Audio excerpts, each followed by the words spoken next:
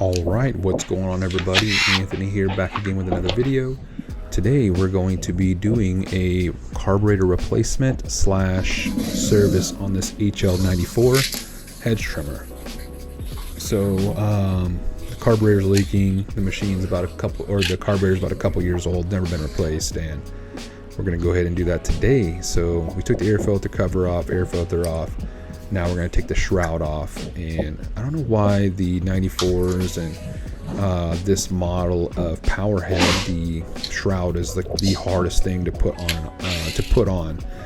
But you'll see me struggle with that later on in the video. But so now you take off the air filter housing and clean off all the little parts you take off. I do this kind of off camera now.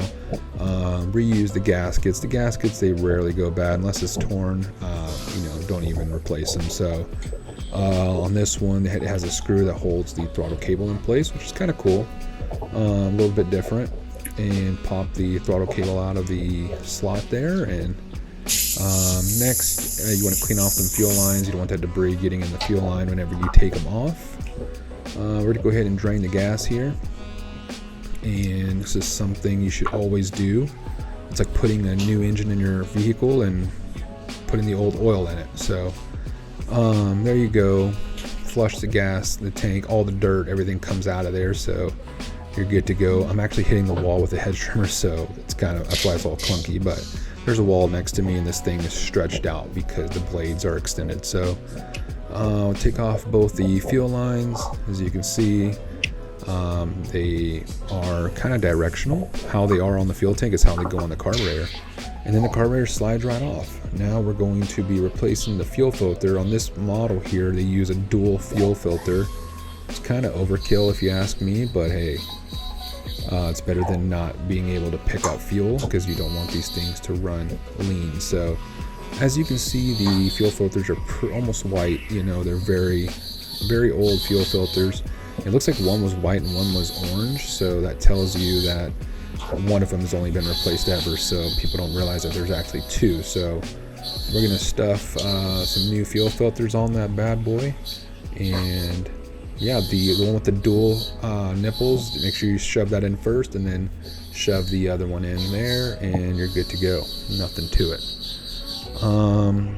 So now we're going to put the fuel cap back in, the anchor back into the slot there, and customers always love when we do this because, it just shows that we care. Because what the guys will do, they'll set the cap on the dirty ground or the dirty bed of the truck and, get dirt all on it, and then it'll go all in the fuel tank. So cleaning off all the debris here, make sure the intake and everything is all clean. You don't want any debris falling in. Put the throttle cable into the slot there. It's kind of tricky to do, honestly, but we end up getting it done. It takes a lot of practice, but you'll eventually get it. It can only go one way as well, so keep that in mind. Slide the carburetor on like so, nothing to it. Put the fuel lines back on. They are directional, so always keep that in mind.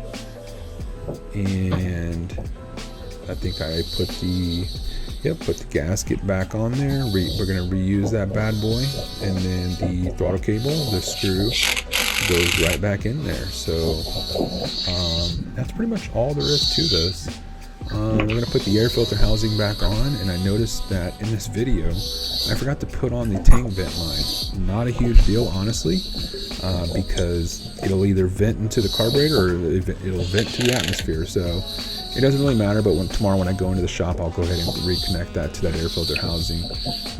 Pretty easy to do, so make sure you don't forget to connect the tank vent line to the air filter housing. Service it out with some canned fuel, and we service everything out with the canned fuel, so it just keeps things from, keeps the machines, in case they put it away for a little bit of time, it won't gum up the carburetor or damage anything. So we prevent any comebacks. So brand new air filter as always. The shroud, the funnest part of doing a 94 is putting the shroud on. They made them out of like a weird shape. The plastic is like not the same plastic Stihl normally uses. It's very I think it's lightweight. You know, I think that's the point of the 94s. It's a lightweight machine, and I think this is the reason why it's so hard to put on. But not only that, they're made to run at different speeds. So they're good to run at half speed, which a lot of machines are not. They like to